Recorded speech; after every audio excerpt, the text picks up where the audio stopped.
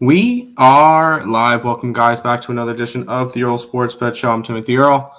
Yes, there's no intro today. I'm switching over StreamYards and stuff, so that's why there was a little bit of a delay. So I have to set up everything over tonight, and then tomorrow everything should be back to normal. But for right now, it's going to be a little bit not as much as you see there. Obviously, there's no logo in the top right of the screen. My other StreamYard wasn't working for me, so I logged in this one. I was able to do stuff with this one, so we'll get everything fixed up and everything nice for tomorrow's show. But we've got a smaller MLB card today. I believe it's 7 games. Then we have a NBA game, and I will talk over the 2 games going on in Omaha today. The 1-0 game between LSU and UCLA, and the 0-1 game between Arkansas and Murray State.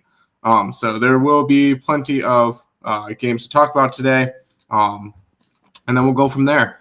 Before we jump into it, if you guys are new to the channel, make sure you guys leave a like, comment, subscribe, share, do all that good stuff. We appreciate all the support. In terms of yesterday, how it went, it was a slightly profitable day. Let's see, up about a half a unit. I know Saturday wasn't good, but Sunday was.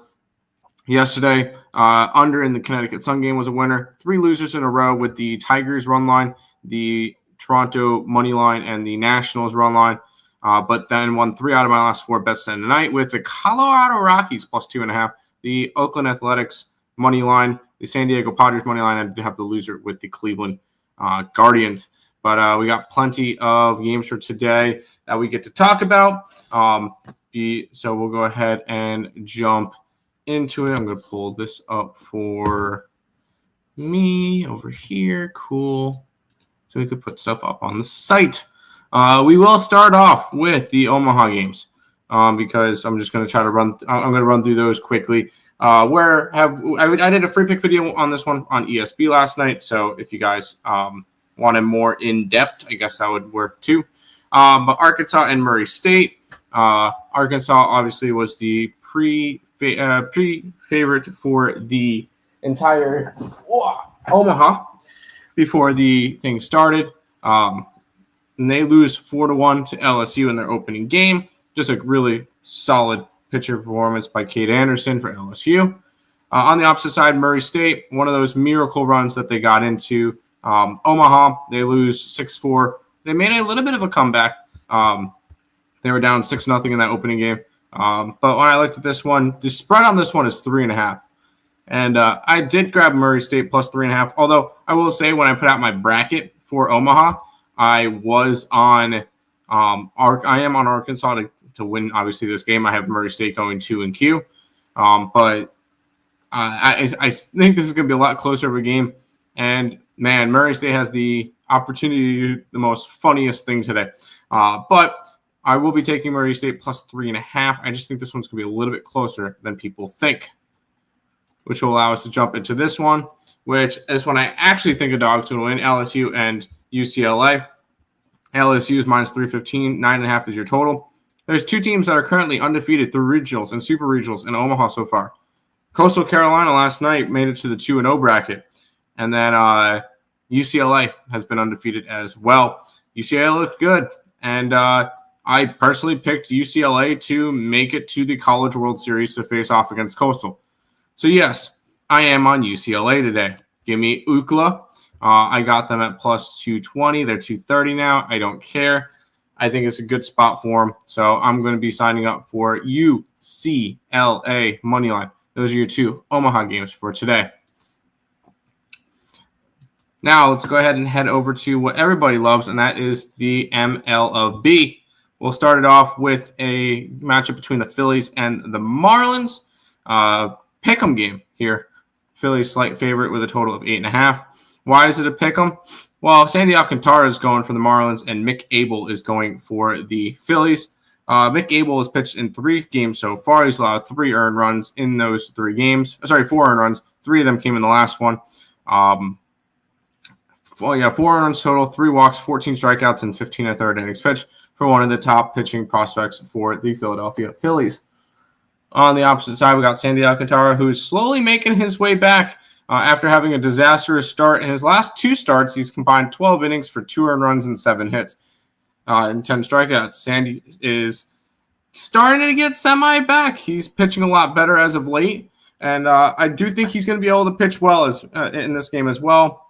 We'll go ahead and look at the WRC plus numbers in terms of both these two teams facing right-handed pitching. Philadelphia is 10th in baseball versus righties. Miami is, where is Miami? 24th. So clear hitting advantage for the Phillies. I'm not going to go either way with a pitching advantage because Sandy can be the best pitcher in baseball on any given day. We'll go ahead and look at the line movement in this one.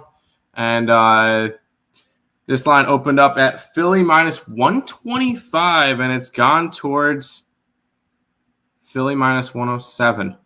So line movement is coming in on the is coming in towards the Miami Marlins, sorry. And then the total has gone up 5 cents. So not really anything with the total. And let's go ahead to MLB today. And a lot of the money's on Philadelphia. Do I trust Sandy? I think I do. I do think I have to trust Sandy Alcantara today. I'm going to take the Marlins. Marlins are coming into this one pretty hot. They're coming off of sweeping the Nationals. Phillies are coming off of sweeping the Blue Jays. But I'm going to trust Sandy. So I'm going to go ahead and grab the Marlins here. Line movement's just telling me everything I need to know with this one. And if I'm wrong, I'm wrong.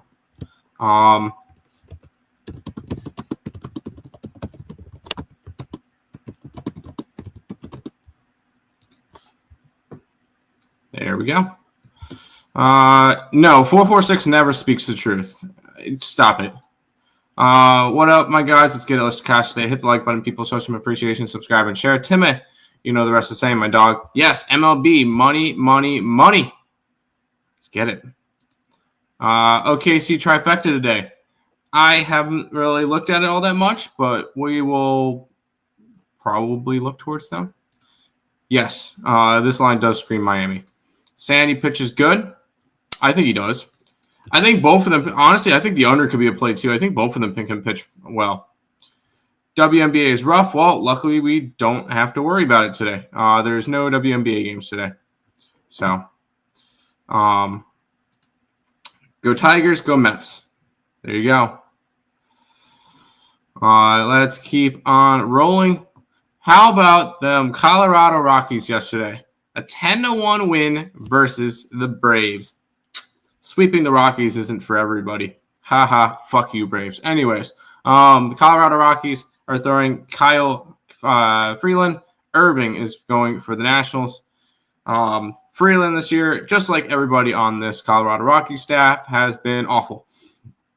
14 games started, a 1-8 record, a 5.16 ERA, 5.13 ERA, 73 and 2/3 innings pitched, 42 earned runs, 14 walks, and 57 strikeouts. So he has not been great. But who realistically on the Colorado Rockies has been good? And the answer is nobody. Nobody's been good.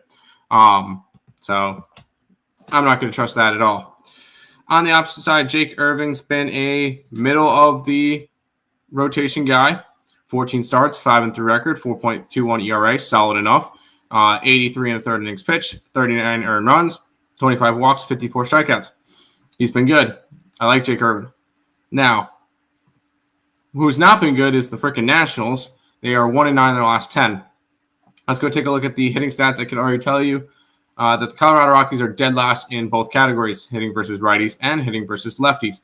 Nationals are hitting against a lefty today, which they're 21st in baseball, 81 WRC plus. Both teams can't hit. We got the line moving towards the Colorado Rockies. Line opened up at minus 195 for the Nationals. Now it's down to minus 180. And then the line's gone from 9 at minus 110 to 9 at minus 120 for the unders. The line is moving towards the under. I'm not touching it. I'm not touching the Rockies in this one. It's just not going to happen. I do like the under. I will be taking the under. It's just I want to fade both offenses. That's the primary reason for it. I want to fade both offenses, and I can get 9 at minus 117. So, nope, I can get 115. 9 at minus 115. Fading both offenses. Give me the under 9.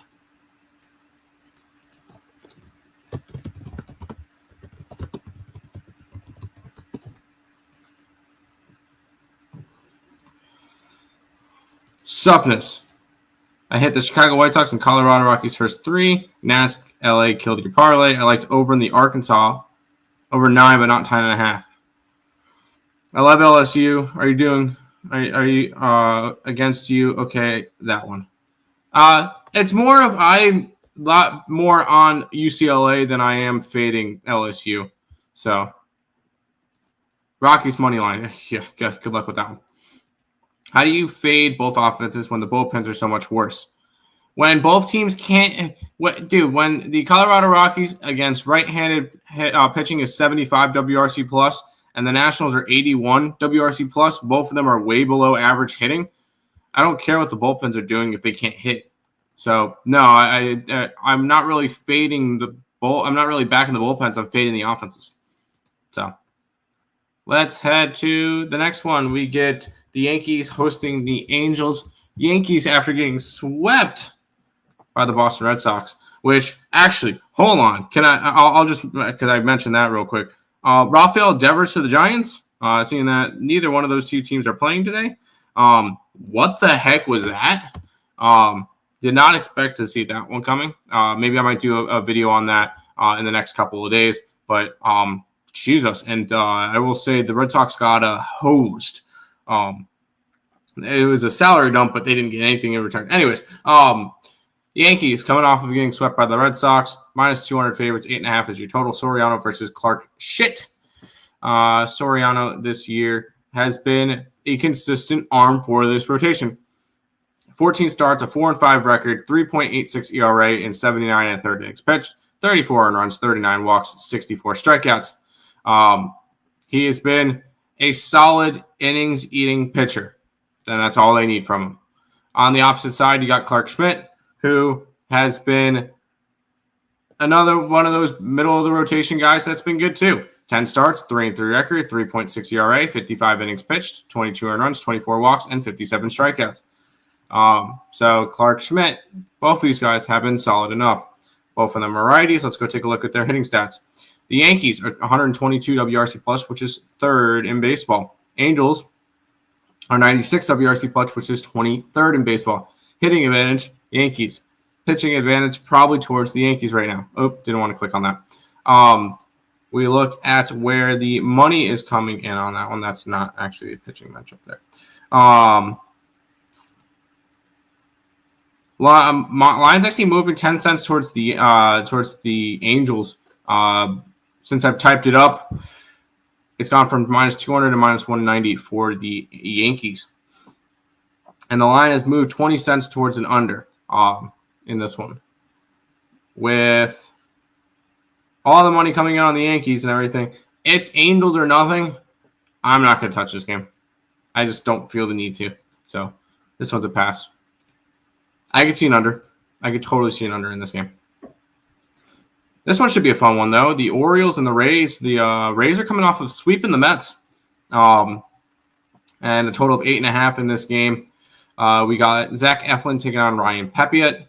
Zach Eflin is 9 starts, 6-2 record, a 4.08 ERA, 53 innings pitched, 24 earned runs, 7 walks, and 36 strikeouts.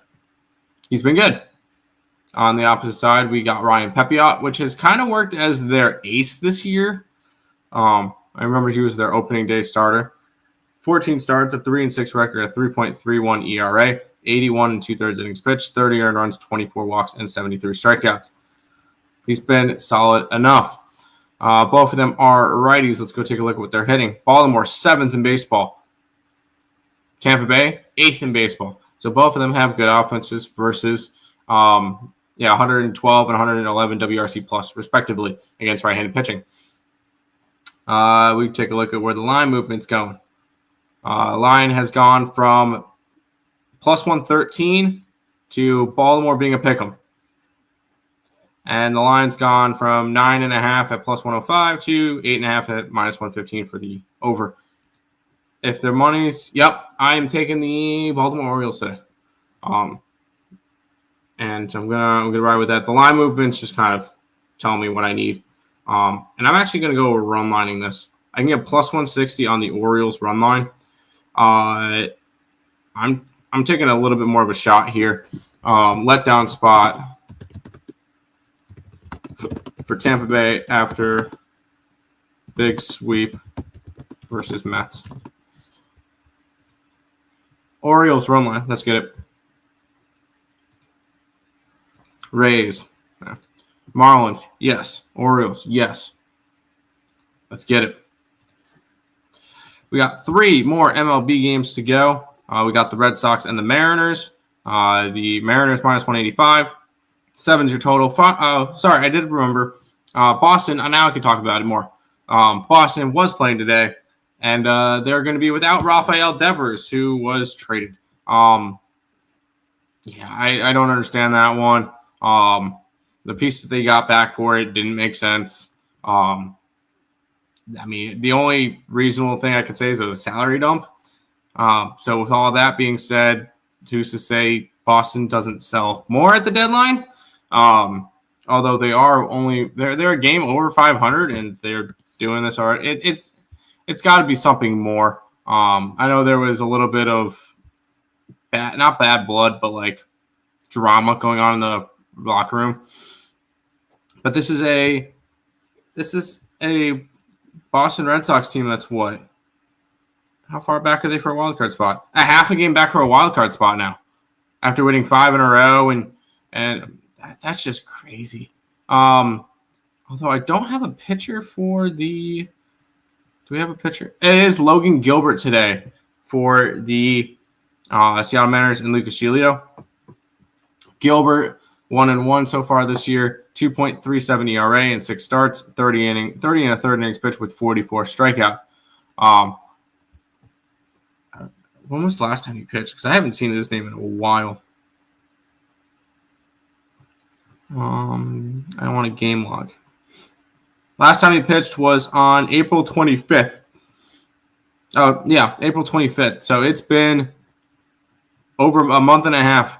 He got taken out with an injury. That's right. So he'll be making his first start back. On the opposite side is Lucas Giolito, who 8 starts, a 2-1 record, a 5.45 ERA, 39 and 2/3 innings pitched, 24 runs, 14 walks, and 31 strikeouts. So he's been not great, but hopefully he can stay a little bit more consistent. We'll go and take a look at what each team is hitting. Seattle 6th against righties in baseball. That's 113 WRC plus. Boston 18th, and that was 101, and that was with Rafael Devers. Although I will say I might have an interesting angle on this one. The line has moved towards Seattle from 165 to 182, and not enough money for it to be a cash cow. Plus, it's 7. I will say I was kind of looking towards the Red Sox today as a step-up spot, but they are coming off a sweep in the Yankees, so I'm going to stay off of this game. Bad travel spot. I understand the line movement towards Seattle, but I also don't know. I want to see Logan Gilbert pitch after being away for a month and a half. So this one's going to be a stay away for me. Arkansas is now 11.5. Nice. I took Murray State. Murray State's offense has been crazy. So Red Sox run line first 5. And good morning, Tim. Good morning, Brad. We got 2 more games. Astros and the Athletics. The Astros are minus 160 with a total of 10. Lance McCullers Jr. and Mitch Spence. McCullers this year has pitched this will be his 8th game. He's 7 starts, 1-2 record, a 4.91 ERA, 29 and a third innings pitched, 16 earned runs, 14 walks, and 39 strikeouts. Solid. After not pitching for, 2 years, almost 3 years. On the opposite side, you got Mitch Spence, which has been more of a reliever, although he's kind of started as of late. He started the last 2 times and he's gone 5 innings. In those 2 starts, 10 innings so far. 1 earned run on 6 hits. So he's been good starting-wise. We'll go ahead and take a look at the numbers for these 2 teams. Athletics have a good offense. 110 WRC plus, which in the stadium that they have, they should be. Houston's 20th. So we'll say pitching advantage Astros slightly, but definite hitting advantage towards the Athletics. Let's pull up these numbers. Lines move towards the Astros ever so slightly, so not really anything I want to go after. Yeah, money and everything. Yeah, honestly, I want to look towards the Athletics, but not enough for me to want to get involved in this game. We swept the Twins out of town. Didn't you guys just play the White Sox? Nope. Sorry. Yeah, you did, but it was the series before. Never mind. I'm a little bit slow. Good job. You guys are playing a lot better, I will say. I was wrong. On the Astros, they're going to be just fine. They're now 11 games over 500. And leading the division by a bunch. So, good for them. Going after the Astros. Shocker, Brad. Brad, you don't have to come in. You don't have to tell me that you're on the Astros. I already know that you're on the Astros. Every single game. Let's go to the final one, which... Do we even have a pitcher for the Dodgers? No, okay. Is he actually starting? Like, I'm getting reports that Shohei Ohtani is pitching today. I don't think he is.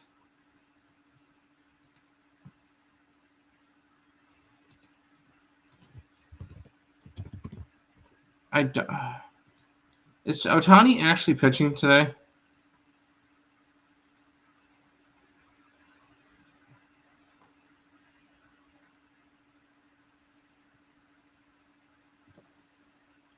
Shohei Ohtani will be pitching as for the first time. Wow. Ohtani's pitching today. 1, maybe 2 innings max. Okay. I'm not worried about that then.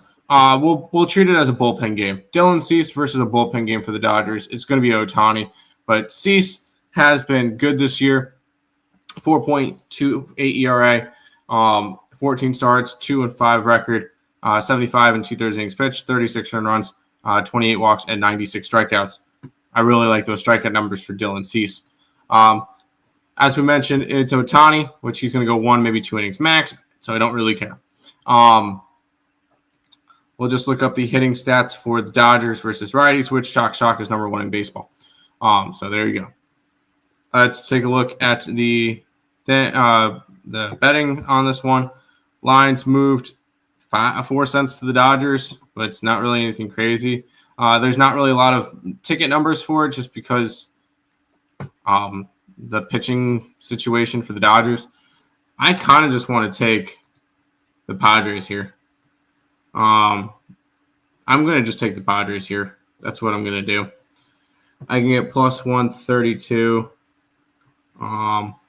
Let's fade Ohtani in his first start. I'm nothing really crazy with this one, just fading Ohtani.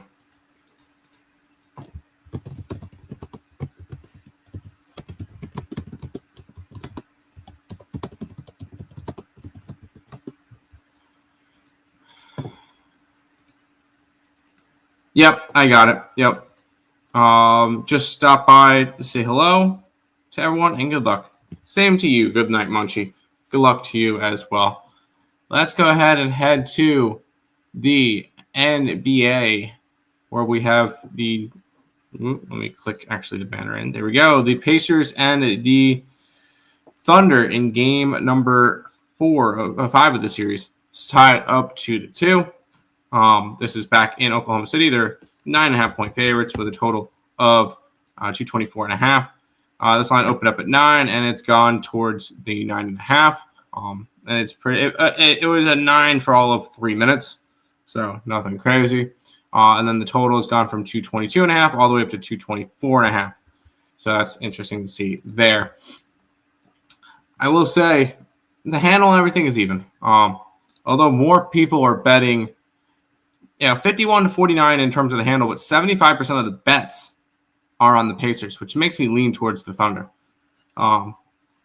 And it's kind of the same deal with it would be a lean towards the under. I'm going to take the under here. I'm going to take the under in this game. I want to take the Thunder, but I don't really feel like that's a good idea. I feel a little bit more stronger with the under here. I can get under 225 at minus 110. Defensive.